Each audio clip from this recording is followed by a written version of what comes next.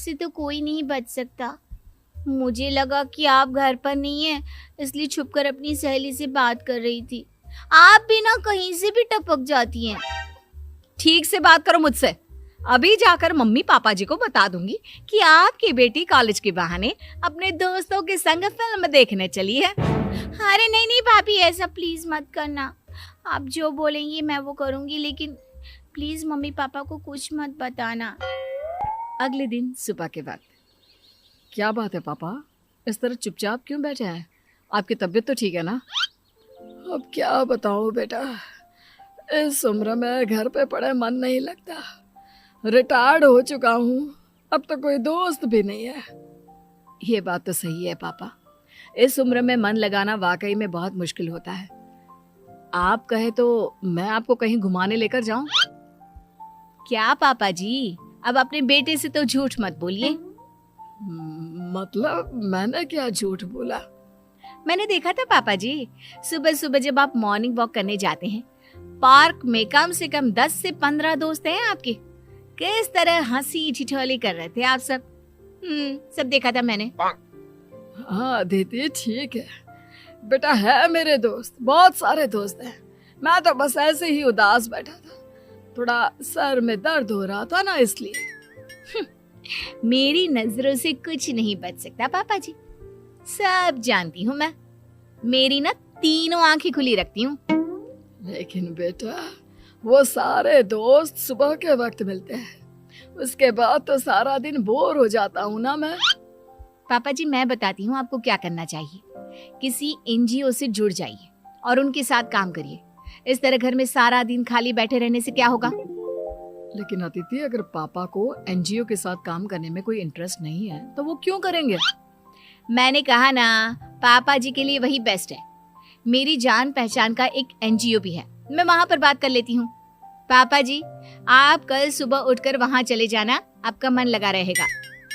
कुछ दिनों बाद, माँ वो मेरी कॉलेज में ना एनुअल फंक्शन है, तो मुझे एक नया ड्रेस खरीदना था, प्लीज मुझे कुछ पैसे दे दीजिए। खुशबू, अभी पिछले महीने ही तो तुझे इतना सुंदर ड्रेस दिलवाया था, वही पहन ले बेटा। मम्मी वो ड्रेस तो मैं अपनी दोस्तों के सामने पहले ही पहन चुकी हूँ, मेरी फ्रेंड की बर्थडे में। अब फिर से एनुअल फंक्शन पे वही ड्रेस पहनूंगी तो अच्छा लगेगा क्या? तू बहुत बिगड़ती जा रही है, मेरी कोई बात नहीं सुनती खुशबू। मम्मी जी मैं तो कहती हूँ खुशबू का थोड़ा ध्यान रखिए, कहीं ऐसा ना हो कि आपकी बेटी बिगड़ जाए। लेकिन भाभी मैंने ऐसा किया भी क्या? ड्रेस खरीदने से बिगड़ने का क्या कनेक्शन है? चलो ड्रेस खरीदने से ना सही, लेकिन छुप छुप कर मूवी देखने जाने से तो कनेक्शन है ना। क्या कहा तुमने? कौन जाता है छुप छुप कर पिक्चर देखने? आपकी बेटी खुशबू, और कौन पापा जी। और क्या पता ये नया ड्रेस किस लिए खरीद रही है। हो सकता है आप लोगों से झूठ बोलकर कल को शहर के बाहर पिकनिक मनाने भी चली जाए। भाभी ये आप कैसी बातें कर रही हैं? और वैसे भी ये मेरी लाइफ है।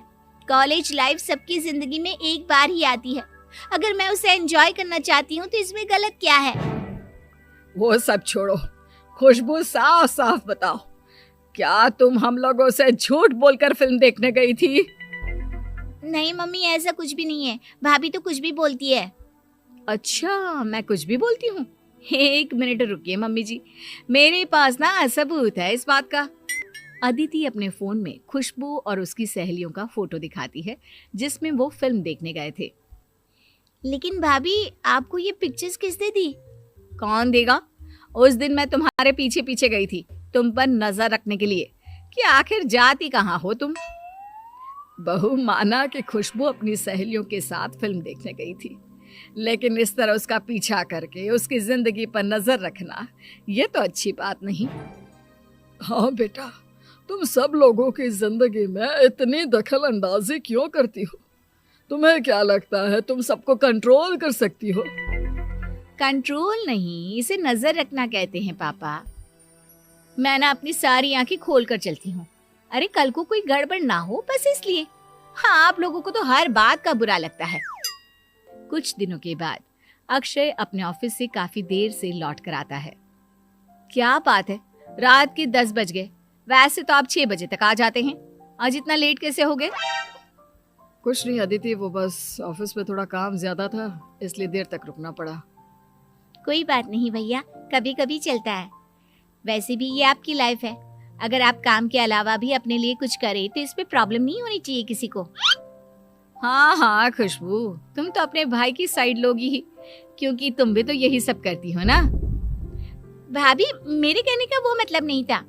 और वैसे भी आप क्यों नाराज हो रही हैं? भैया ऑफिस से काम करके सीधे घर ही तो आ गए हैं ना। वो क्या है ना खुशबू, तुम्हारे भैया मुझे पागल समझते हैं। मुझे सब पता है, ये अपने दोस्तों के साथ पिछले 3 घंटे से आवारागर्दी करके घर आए हैं और यहाँ मुझसे झूठ बोल रहे हैं कि ऑफिस में काम ज्यादा था। मैं झूठ नहीं बोल रहा हूँ। हाँ, ये बात सही है कि 9 बजे फ्री हो गया था। उसके बाद कुछ देर अपने दोस्तों से बातें करने लग गया और हम लोग कॉफी पीने चले गए थे, बस। इसी को तो अपने दोस्तों के साथ आवारागर्दी करना कहते हैं। बीवी से झूठ बोलकर दोस्तों के साथ घूमते हो आप।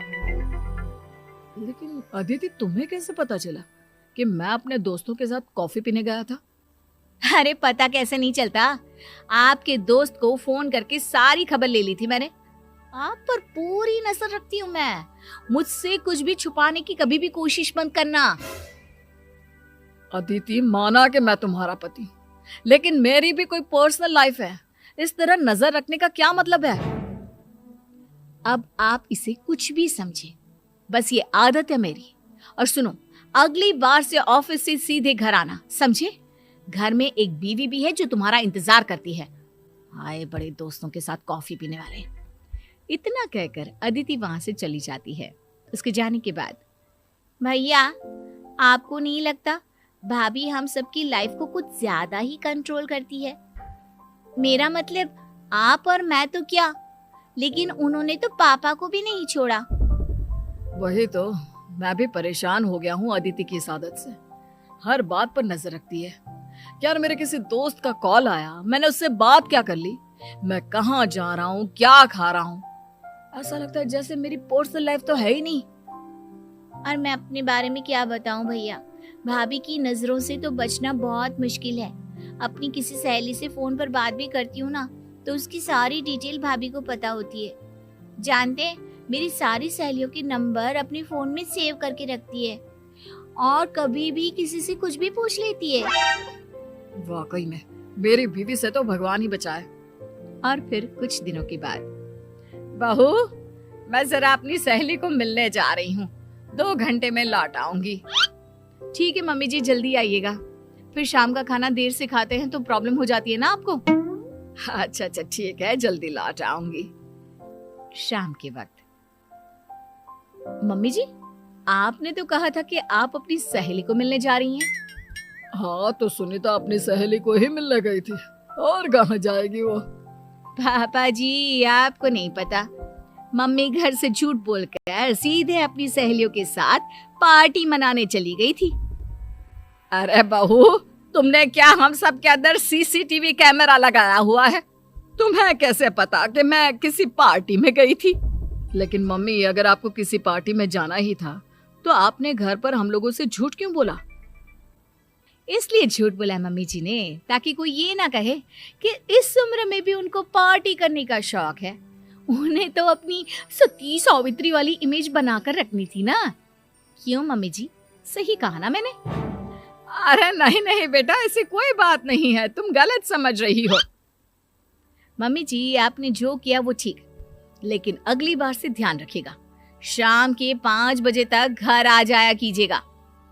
वो क्या है ना, शाम को मुझे भी तो पार्क में घूमने जाना होता है, और फिर देर से खाना खाकर आप परेशान होती हैं, रात भर पेट में दर्द होता है और बार बार मुझसे दवाई मांगती है। इसलिए अगली बार ध्यान रखिएगा। अरे बहू, तुम तो जासूस की तरह नजर रखती हो। एक बार मेरी बात तो सुन लो, अपनी ही कहीं जा रही हो। अरे इसमें नजर रखने वाली क्या बात है? मैं तो आप सबका ख्याल रखती हूँ ताकि कल को कोई प्रॉब्लम ना हो। देखो बहू, मैं अपनी सहेली से मिलने जरूर गई थी, लेकिन मेरी सहेली के घर पर पार्टी थी, इस बात का मुझे अंदाजा नहीं था। अगर वहां पर पार्टी शुरू हो गई और उसने मुझे रोक लिया तो इसमें क्या परेशानी है? देखा अदिति, मम्मी ठीक कह रही हैं। इस तरह सबकी लाइफ में इतना ज्यादा इंटरफियर करना अच्छी बात नहीं है। और जिसे जो करना है वो करेगा ना। तुम सबकी जिंदगी कंट्रोल नहीं कर सकती। अरे इसे जिंदगी कंट्रोल करना थोड़ी ना कहते हैं, इसे तो केयर करना कहते हैं। भाभी, केयर करना उसे कहते हैं जिससे सामने वाला इंसान भी खुश रहे। लेकिन आप जो करती हैं ना, उसे प्राइवेसी में दखल अंदाजी करना कहते हैं। और एक बात ध्यान रखिएगा भाभी, कोई भी इंसान किसी दूसरे की लाइफ को कंट्रोल नहीं कर सकता। तो आप भी वो कोशिश मत करिए, क्योंकि अगर आप ऐसा करेंगी ना तो सिर्फ रिश्ते खराब होंगे। खुशबू ठीक कहती है। तुम बहुत अच्छी हो अदिति।